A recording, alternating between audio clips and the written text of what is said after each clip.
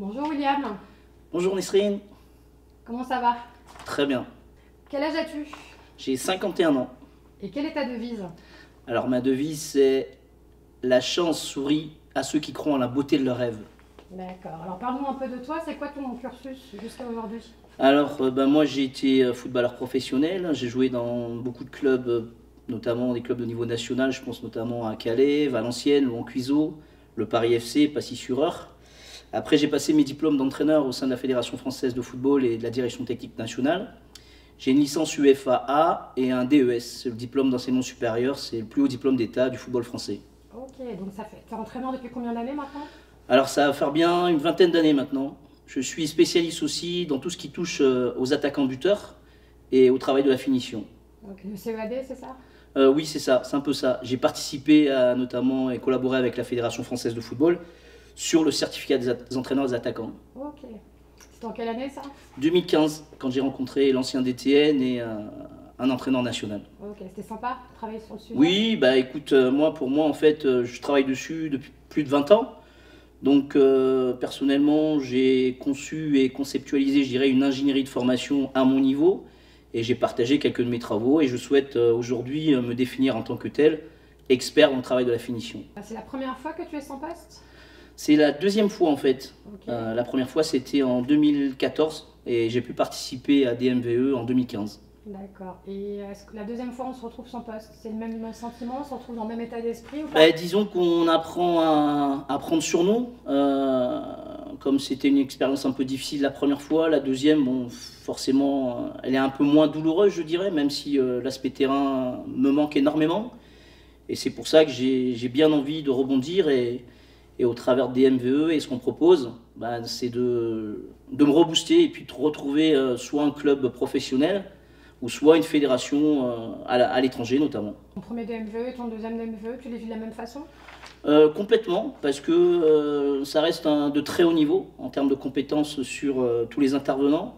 Euh, on se crée aussi des relations, des contacts, du réseau, et forcément ça nous aide dans notre rebondissement tout simplement. Donc même quand on est entraîneur depuis plusieurs années, qu'on a déjà fait une fois DMVE, le deuxième DMVE, on apprend encore des choses. Complètement, sincèrement oui. Alors moi par exemple j'ai pris l'option l'anglais du football parce que bon, je souhaite partir éventuellement à l'étranger. Tout ce qui est analyse vidéo, bon, je connaissais un peu, ça m'a permis de me perfectionner. Et puis ben, tout ce qui touche à la communication, média training, je pense que c'est important de toujours se remettre en question et puis de se mettre au goût du jour par rapport à l'actualité du football. C'est quoi ta qualité? Qu'est-ce qu'on dit de toi? Alors, je suis quelqu'un d'honnête, je suis quelqu'un qui a beaucoup de valeurs. Je viens de La Réunion et on vit dans une communauté, je dirais, assez large. Le bien vivre ensemble, c'est quelque chose qui nous parle énormément. Et j'arrive à inculquer ça dans les groupes de travail que j'ai, notamment au niveau des joueurs et de mon staff technique. C'est l'une de mes forces. Bien travailler, mais en même temps, on peut prendre aussi du bon temps et faire la part des choses. Ton défaut du coup? Alors, je fais un peu trop confiance, je dirais, à l'environnement du football, surtout à l'écosystème, surtout quand on arrive à un certain niveau. Donc, bah, DMVE m'aide un peu dans ce cadre-là, de pouvoir des fois se repositionner et faire un travail sur soi, je dirais, pour avoir d'autres qualités ou en tout cas les faire améliorer. Ce qu'on dit de toi. Alors, je suis un mec sympa, je suis un mec sympa, je suis un mec rigolo, je suis un peu un bout en train. Ça, c'est dans le côté un petit peu de ma personnalité, du fait que je suis des îles, mais ça n'empêche que j'ai un côté professionnel assez poussé. J'ai une grande exigence. Et c'est vrai, quand on bosse à mes côtés, c'est ce qu'on dit aussi un peu de moi et je le dis avec beaucoup d'humilité. Donc en gros, t'es pro, mais c'est super sympa de bosser avec toi. Bah, je pense Ouais. sincèrement. Comment s'est passé le premier jour avec la rencontre avec les autres stagiaires DMVE? Alors là, c'est pareil, pour moi, ça a été un peu plus facile parce que bon, je connaissais déjà depuis 2015. Donc, bah, avec des nouveaux collègues, des garçons qu'on a pu se croiser sur les terrains, que ce soit en tant que joueur ou entraîneur. Donc, forcément, pour moi, ça a été un moment agréable. Et encore plus aujourd'hui, ça fait la troisième session. Et je trouve que le groupe il est de qualité, que ce soit sur les valeurs humaines ou les compétences des différents entraîneurs qui représentent aujourd'hui des MVE. Et je pense sincèrement que la plupart de ces coachs vont retrouver rapidement, en tout cas dans l'année. L'ambiance est bonne du coup. L'ambiance est top, notamment après les séances de travail, où on arrive à se retrouver, à faire des petites animations et puis à échanger sur divers sujets, que ce soit sur le foot ou la vie en général. Est-ce que tu parles d'autres langues que le français? Alors, je parle le français, je parle, je dirais pas couramment l'anglais, mais en plus j'ai pris l'option, donc je progresse pas mal en anglais, et aussi le créole. Demain, je fais un club. Je veux t'embaucher. Pourquoi est-ce que je dois embaucher William Vimouli?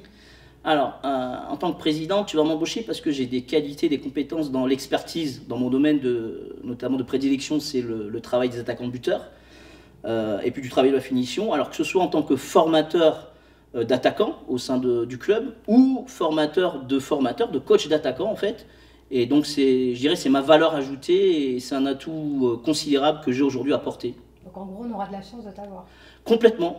Par exemple, si tu finis deuxième du championnat l'année précédente, bah, avec moi à tes côtés dans ton staff, bah, on marquera sûrement 10 buts ou 15 buts de plus et forcément peut-être la première place. Quel genre d'entraîneur es-tu du coup? En fait, aujourd'hui, je suis vraiment... j'ai un peu tout fait, que ce soit en tant que manager, en tant qu'entraîneur principal, en tant que formateur des attaquants. Donc j'ai un petit peu toutes ces qualités, je dirais. Encore une fois, je le dis avec beaucoup de force, mais c'est beaucoup d'humilité en même temps. Donc aujourd'hui, ça va être en fonction des possibilités, des opportunités qui se présenteront à moi. Je recherche actuellement, soit dans un staff professionnel, en tant qu'entraîneur adjoint, ou en tant que formateur, comme je te disais tout à l'heure, à l'étranger, par exemple, pour des fédérations étrangères. Donc ça me plairait énormément. Et donc, ouais, aujourd'hui, j'ai vraiment deux postures et ça va être en fonction des possibilités. Donc, les deux t'attirent? Oui, complètement. Tu n'es pas du tout fermé à partir à l'étranger, du coup? C'est ça. Okay. Je ne suis pas fermé. C'est quoi ton projet de jeu, du coup?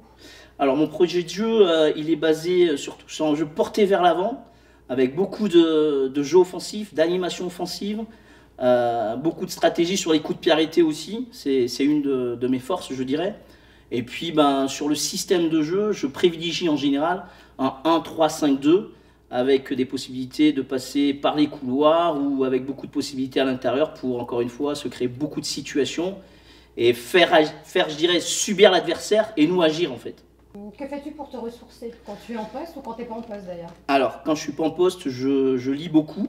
J'écoute aussi des musiques, je dirais zen, un peu spirituelles, j'aime bien.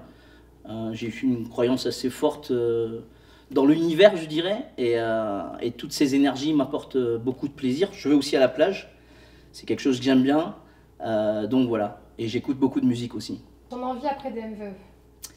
Alors c'est rapidement rebondir, sincèrement, comme je l'ai dit, soit retrouver un club professionnel, ou d'aller dans une fédération ou une sélection nationale dans un staff. Donc sincèrement, ça me démange, j'ai un peu je dirais la grinta, presque la dalle, si je puis parler un peu crûment, et j'ai vraiment envie de rebondir et de retrouver un poste, tout simplement. Ça te manque?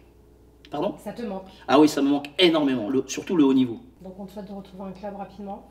Ouais, ce serait vraiment un souhait qui me tient à cœur, et forcément, ben, aujourd'hui, de partager, d'échanger avec tous les collègues, ça nous donne une force supplémentaire, et une envie d'aller de l'avant. Et comme je le disais tout à l'heure, la chance, ça se provoque aussi un peu.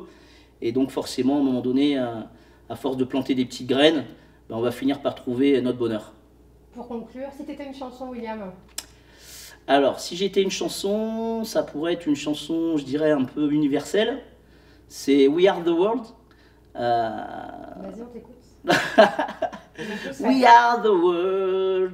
We are the children, we are the one. To make a better day, instruments giving.